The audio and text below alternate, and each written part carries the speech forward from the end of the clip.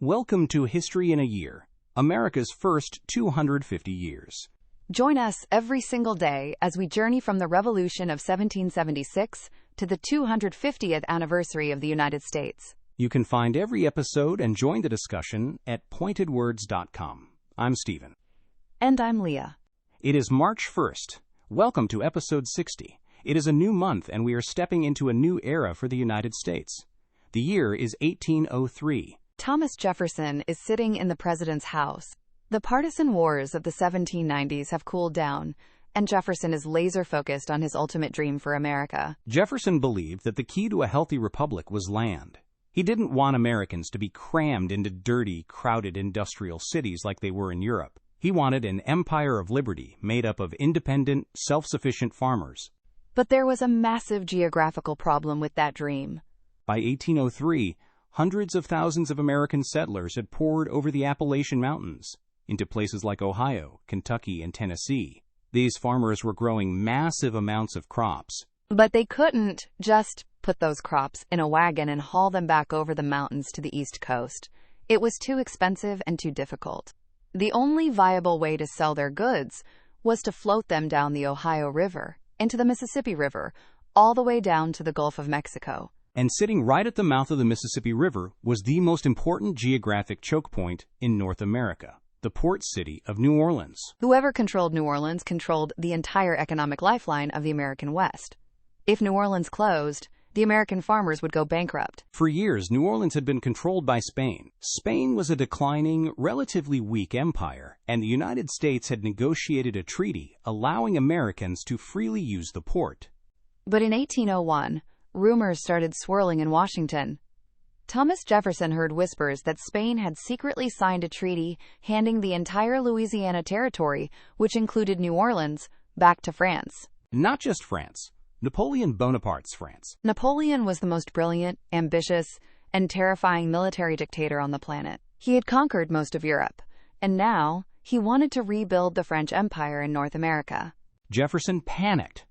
A weak Spain holding New Orleans was an annoyance. The greatest military genius in the world holding New Orleans was a direct existential threat to the United States. Jefferson wrote to his minister in Paris, Robert Livingston. He said, "There is on the globe one single spot, the possessor of which is our natural and habitual enemy.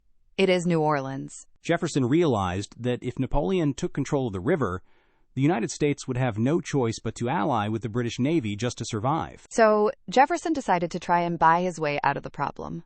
He sent his trusted friend, James Monroe, across the Atlantic to join Robert Livingston in Paris. Their mission was very specific. Congress authorized them to spend up to $10 million. They were instructed to walk up to Napoleon and offer to buy the city of New Orleans, and maybe a piece of Florida. That was it.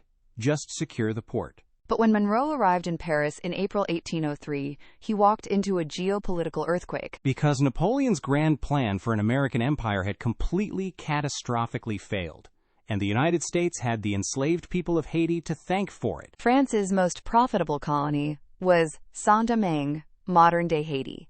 It was a massive sugar-producing island built on brutal slave labor. But the enslaved people, led by a brilliant general named Toussaint Louverture, had risen up in revolution. Napoleon needed Haiti's sugar wealth to fund his empire, so he sent a massive army of 30,000 elite French soldiers across the ocean to crush the Haitian rebellion and re-enslave the population. But the French army marched into a slaughterhouse.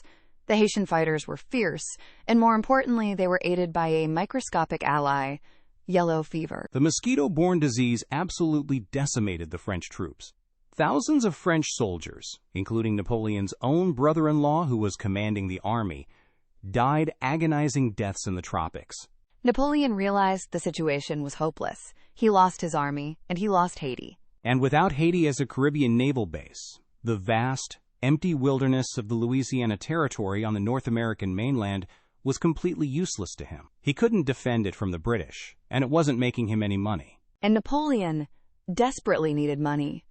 He was about to break his peace treaty with Great Britain and plunge Europe back into a massive continent-wide war. He needed cash to buy muskets, cannons, and ships. So on April 11, 1803, the French Minister of Finance, François Barbé Marbois, sat down with the American diplomat Robert Livingston. Livingston started to give his pitch. He said, "We would like to buy the city of New Orleans." And the French minister basically interrupted him and said, "Forget New Orleans. What will you give us for the whole thing?" Livingston was stunned. The whole thing? Yes, the entire Louisiana territory.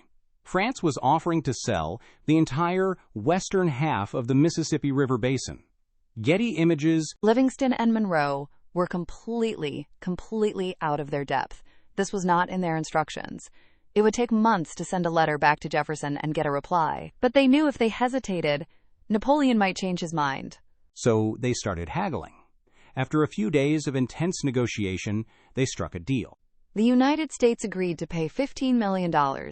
In exchange, France would hand over 828,000 square miles of land. Let's put that in perspective. $15 million for 828,000 square miles breaks down to about 3 cents an acre. It is the single greatest real estate bargain in human history. With the stroke of a pen, Robert Livingston and James Monroe had literally doubled the size of the United States. When the news reached Thomas Jefferson in Washington, D.C. on July 4, 1803, the country celebrated wildly.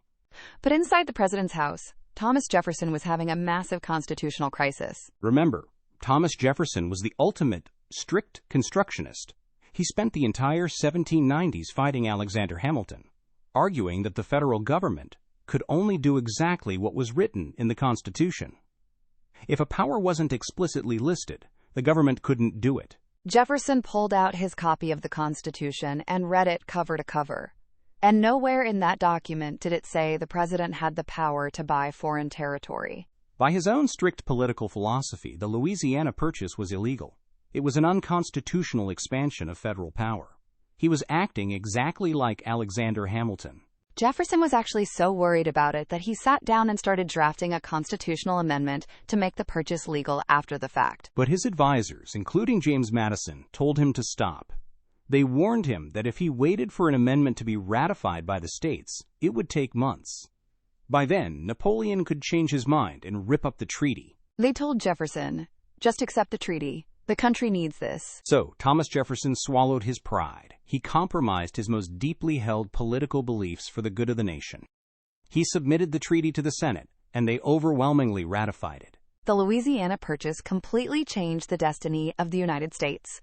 Before 1803, America was an Atlantic nation, clinging to the eastern seaboard. After 1803, America was a continental empire. The new territory stretched from the Gulf of Mexico all the way up to the Canadian border, and from the Mississippi River west to the peaks of the Rocky Mountains.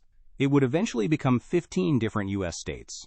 But there was a massive question hanging over the whole deal. Nobody actually knew what was out there. The French hadn't surveyed it. The Spanish hadn't mapped it. Thomas Jefferson had just bought an area of land larger than Great Britain, France, Germany, Italy, Spain, and Portugal combined, and he had no idea what it looked like. He needed someone to go out there and find out. He needed a military expedition to map the rivers, meet the Native American tribes, and see if there was a water route to the Pacific Ocean. Join us tomorrow for episode 61. Lewis and Clark. We embark on the most famous road trip in American history. Thomas Jefferson turns to his young personal secretary, Meriwether Lewis, to lead a daring corps of discovery into the absolute unknown. I'm Stephen. And I'm Leah. You can find every episode at pointedwords.com. And this is our story.